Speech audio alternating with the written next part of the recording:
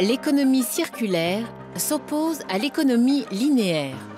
L'économie linéaire, c'est l'exploitation des matières premières, leur transformation, leur fabrication et leur consommation, sans prise en compte de la fin de vie des produits ni de l'épuisement des ressources.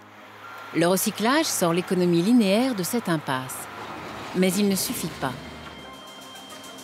L'émergence des nouvelles économies entraîne la raréfaction des matières premières et la croissance des cours. L'économie circulaire met les entreprises au cœur de la solution. Elles assurent leur autonomie et leur avenir par la gestion complète du cycle de vie de la matière. Elles diminuent ainsi leur empreinte environnementale. L'enjeu est majeur et stratégique. Elles doivent apprendre à recréer de nouveaux biens à partir de leurs anciens produits. La transition vers ce nouveau modèle économique permettrait également d'économiser 1 000 milliards de dollars par an, selon une récente étude McKinsey et la fondation Ellen MacArthur, à l'origine de la démarche. Partenaire de la fondation, Renault est à l'avant-garde de cette nouvelle approche industrielle.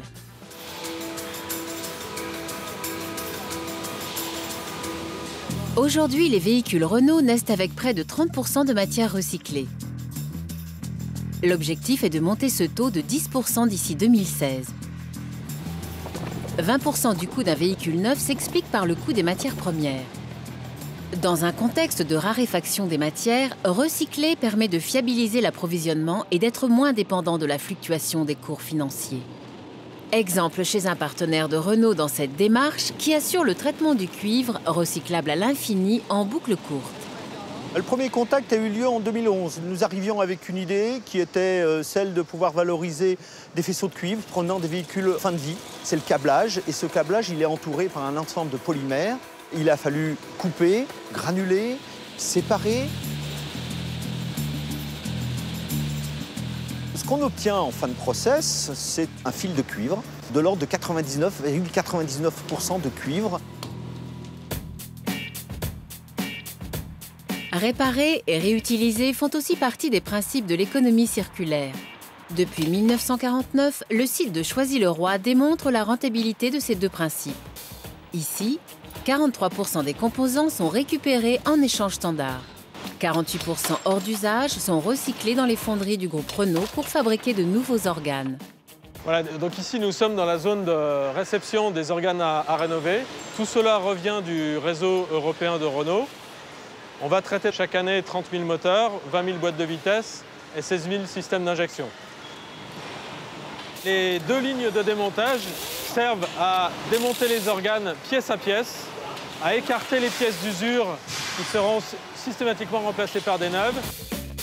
On va ainsi proposer à nos clients des pièces 30 à 50% moins chères et en ayant économisé par rapport à l'assemblage d'un neuf 80% d'énergie, plus de 80% d'eau, de produits chimiques ou de déchets.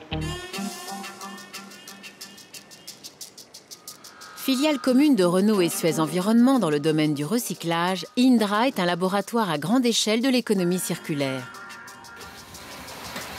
Indra, pour nous, c'est un gisement. Un gisement de matières premières que l'on utilise pour réinjecter dans notre outil de production, et puis un gisement de pièces d'occasion que l'on utilise pour de la réparation. Indra associe ces deux géants de l'industrie à une galaxie de PME françaises. Elle centralise l'approvisionnement matière auprès de plus de 100 démolisseurs sur le territoire national et mutualise les pièces de réemploi pour le réseau commercial France. Pour Renault, cette optimisation logistique est le nerf de la guerre. Ce que fait Renault est relativement unique parmi les autres constructeurs, c'est-à-dire ce niveau d'implication dans des installations industrielles en vraie grandeur, dans des flux réels. Nous sommes les seuls à avoir réussi à le faire. Demain, l'ensemble du modèle économique de la filière automobile sera repensé à travers le prisme de l'économie circulaire. L'industrie entre dans l'ère du bien d'usage. En clair, c'est la fin du tout jetable. Le client devient un usager qui loue un simple service. À l'exemple de Renault en Europe, qui avec le véhicule électrique loue la batterie au client pour la recycler en fin de vie. Dès l'amont, l'entreprise responsable veille à la pérennité de ses produits comme à la maîtrise de ses ressources. Elle anticipe le démontage, le retraitement du bien et protège son capital matière première. Ce sont des projets qui ont bon sur toute la ligne.